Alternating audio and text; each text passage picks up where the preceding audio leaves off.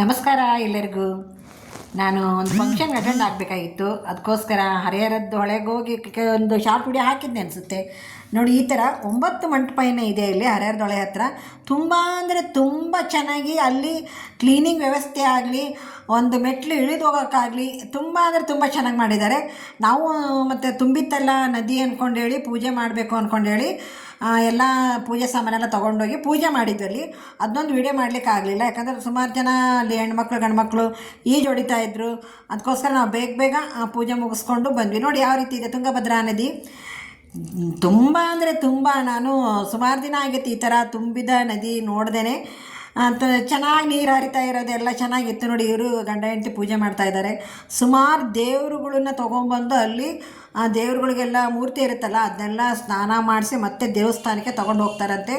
ಪ್ರತಿ ಶ್ರಾವಣದಲ್ಲೂ ಈ ರೀತಿ ಆಗುತ್ತೆ. ಅದು ನಮಗೆ ಗೊತ್ತಿರಲಿಲ್ಲ, ಇದನ್ನೆಲ್ಲ ಅಲ್ಲಿರೋರೇ ಹೇಳಿದ್ದು. ನೋಡಿ, ನಾವು ಸಹ ಅಲ್ಲಿ ಒಂದು ಸ್ವಲ್ಪ ಪೂಜೆ ಮಾಡಿ ತಲೆ ಮೇಲೆ ನೀರು ಹಾಕ್ಕೊಂಡು ರಾಘವೇಂದ್ರ ಮಠಕ್ಕೆ ಬಂದ್ವಿ ನಾವು.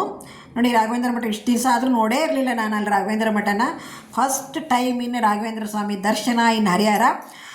ನೋಡಿ, ಚೆನ್ನಾಗಿದೆ ರಾಘವೇಂದ್ರ ಸ್ವಾಮಿ ಮಠ, ಚೆನ್ನಾಗಿದೆ. ನೋಡಿ, ಹೊರಗಡೆಗೆಲ್ಲ ಶನೇಶ್ವರ ಸ್ವಾಮಿದು ಹಾಗೆ ನವಗ್ರಹದ್ದು ಇತ್ತು. ಮಂಟಪನೂ ಚೆನ್ನಾಗಿತ್ತು. ಆ ಕಡೆ ಈ ಕಡೆ ಆನೆ ಎಲ್ಲ. ನೋಡಿ, ಅರ್ಚಕರು ಪೂಜೆ ಮುಗಿಸಿ ಆರಾಮ್ ಕುಂತಿದ್ದಾರೆ. ಅವ್ರನ್ನ ಮಾತಾಡಿಸ್ಕೊಂಡು ಹೋದ್ವಿ. ವಿಡಿಯೋ ಮಾಡಬಹುದಾ ಅಂತ ಕೇಳಿದ್ವಿ. ಓಕೆ, ಡನ್ ಅಂದರು ಅವರು. ನೋಡಿ, ರಾಘವೇಂದ್ರ ಸ್ವಾಮಿ ಬಾಗಿಲಲ್ಲೇ ನಮಗೆ ಕಾಯ್ತಾ ಇರುವ ಹಾಗೆ ಕೂತಿದ್ದಾರೆ. ಪೂಜ್ಯಾಯ ರಾಘವೇಂದ್ರಾಯ ಅಂತ ನಮಸ್ಕಾರ ಮಾಡ್ತಾ ನಾವು ಒಳಗಡೆ ಹೆಜ್ಜೆ ಇಟ್ವಿ. ನೋಡಿ, ಇಲ್ಲಿ ಯಾವ ರೀತಿ ಮೂರ್ತಿ ಇದೆ ಅಂದ್ಕೊಂಡೇಳಿ ಒಳಗಿನ ಮೂರ್ತಿ ಇದು. ಕರೆಂಟ್ ಹೋಗಿತ್ತೇನಪ್ಪ, ಏನು ಅರ್ಚಕರು ಪೂಜೆ ಮುಗಿಸಿ ಅಲ್ಲಿ ಕೂತ್ಕೊಂಡ್ರೋ ಗೊತ್ತಿಲ್ಲ. ನೆಕ್ಸ್ಟ್ ಅಲ್ಲಿಂದ ಮುಗಿಸ್ಕೊಂಡು ನಾವು ಹರಿಹರೇಶ್ವರ ಟೆಂಪಲ್. ಹರಿ ಮತ್ತು ಹರನು ಒಂದಾಗಿದ್ದಂಥ ಸ್ಥಳ ಯಾವುದಪ್ಪ ಅಂದರೆ ಹರಿಹರ. ಅದಕ್ಕೋಸ್ಕರನೇ ಅದು ಹರಿಹರ ಅಂತಂದೇಳಿ ಹೆಸರುವಾಸಿಯಾಗಿದೆ. ಒಬ್ಬ ರಾಕ್ಷಸಿಯನ್ನು ಕೊಲ್ಲಲಿಕ್ಕೆ ಹರಿ ಮತ್ತು ಹರ ಒಂದಾದಂಥ ಸನ್ನಿವೇಶ ನೀವು ನೋಡಿರ್ಬೋದು ಅಯ್ಯಪ್ಪ ಸ್ವಾಮಿ ಪಿಕ್ಚರ್ನಲ್ಲಿ. ನೋಡಿ, ಅಂಥ ದೇವರಿಗೆ ಬಿಟ್ಟಿಲ್ಲ, ಇನ್ನು ಮನುಷ್ಯರದ್ದು ಯಾವ ಲೆಕ್ಕ ಅಲ್ವಾ. ಆ ಕೆತ್ತನೆ ನೋಡಿ, ಕಂಬದ ಕೆತ್ತನೆ ಎಷ್ಟು ಚೆನ್ನಾಗಿದೆ. ಒಂದೇ ಲೈನ್ನಲ್ಲಿ ಎಷ್ಟು ಚೆನ್ನಾಗಿ ಮಾಡಿದ್ದಾರೆ ಅವರು ಅಂದ್ಕೊಂಡೇಳಿ. ನೋಡಿ, ಹರಿಹರೇಶ್ವರ. ಎಲ್ಲರೂ ನಮಸ್ಕಾರ ಮಾಡಿ, ಯಾಕಂದ್ರೆ ತುಂಬ ದಿನ ಆಯಿತು. ಯಪ್ಪ ಬೈತಾ ಇದ್ದ, ಮೊಬೈಲ್ ತೆಗೀರಿ ಅಂತಂದೇಳಿ. ಅಷ್ಟನ್ನು ಮಾಡ್ಕೊಂಡು ಅಷ್ಟಕ್ಕೆ ಸಾಕಾತು. ಇದು ನೋಡಿ ಲಕ್ಷ್ಮಿ. ವಿಷ್ಣು ಏನಕ್ಕೆ ಕೈ ಎತ್ತಿದ್ನಂತೆ, ಆವಾಗ ಲಕ್ಷ್ಮಿ ಮುಖ ತಿರುಗಿಸಿದಾಳೆ. ಆ ಮುಖ ತಿರುಗಿಸಿದ ಹಾಗೇ ಇದೆ ನೋಡಿ. ಈಗಿನಾರು ಆಗಲ್ಲ, ಪಟ್ಟಂತ ಗಂಡ ಹೊಡೆದ್ರೆ ಹೆಂಡ್ತಿನ ಪಟ್ಟಂತ ಕೊಡೋವಂಥ ಸಿಚುವೇಶನ್ ಈಗ. ನೋಡಿ, ಮುಖ ಹಾಕಿ ಈ ಕಡೆ ತಿರುಗಿಸಿದ ಹಾಗೇ ಇದೆ. ನೋಡಿ, ಹೊರಗಡೆಯಿಂದ ನಾನು ಪೂರ್ತಿ ನಿಮಗೆ ಹರಿಹರೇಶ್ವರ ಟೆಂಪಲ್ನ ತೋರಿಸ್ತಾ ಇದ್ದೀನಿ. ಜಕಣಾಚಾರಿ ಕಟ್ಟಡ ಪ್ರತಿ ಊರಿನಲ್ಲಿಯೂ ಇದೆ.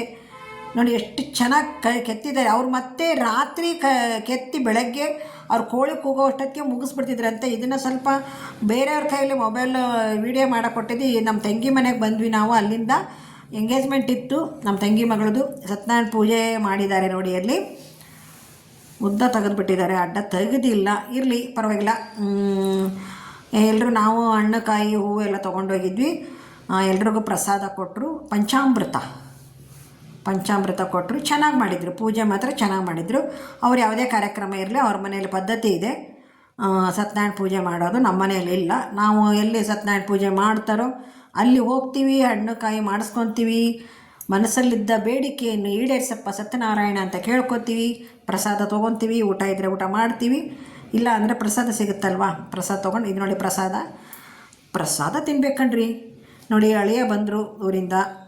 ಅವ್ರನ್ನ ಬೆಲೂನಲ್ಲಿ ಹೂವು ಹಾಕಿ ಸ್ವಾಗತ ಮಾಡಿದ್ವಿ. ಇವರು ನಮ್ಮ ಮಗಳು, ಅದನ್ನೂ ಉದ್ದ ತೆಗೆದಿದ್ದಾರೆ ನೋಡಿ.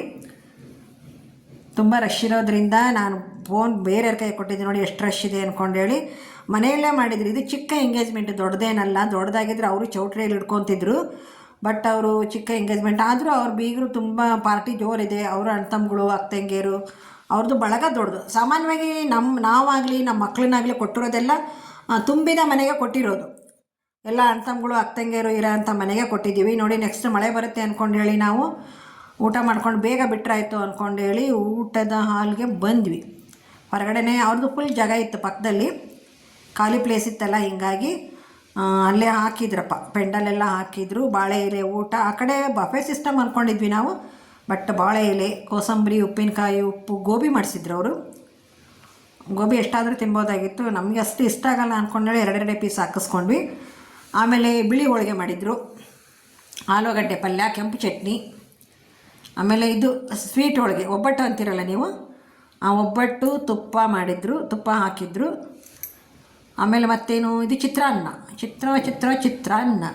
ಆಮೇಲೆ ಅನ್ನ ಸಾಂಬಾರು. ಊಟ ಮುಗಿಸ್ಕೊಂಡು ನಮ್ಮ ಮನೆಗೆ ನಾವು ಸ್ವಲ್ಪ ಹೊಲದಲ್ಲಿ ಏನೋ ಕೆಲಸ ಇದೆ ಅಂದ್ಕೊಂಡು ಹೊಲ ಎಲ್ಲ ನೋಡಿಕೊಂಡು, ನೋಡಪ್ಪ ನಮ್ಮೂರಿಗೆ ವಾಪಸ್ ಬಂದುಬಿಟ್ವಿ ನಾವು. ಅಂತೂ ಇಂತೂ ಹರೇಶ್ವರ ದರ್ಶನ ಆಯಿತು, ತುಂಗಾಭದ್ರಾ ನದಿಯಲ್ಲಿ ಪೂಜೆ ಮಾಡಿದ್ದಾಯಿತು, ಹಾಗೆ ನಮ್ಮ ಮಗಳ ಎಂಗೇಜ್ಮೆಂಟ್ ಆಯಿತು, ಎಲ್ಲದೂ ಒಳ್ಳೆಯದಾಯಿತು. ಎಲ್ಲರಿಗೂ ನಮಸ್ಕಾರ, ಎಲ್ಲರಿಗೂ ಧನ್ಯವಾದಗಳು.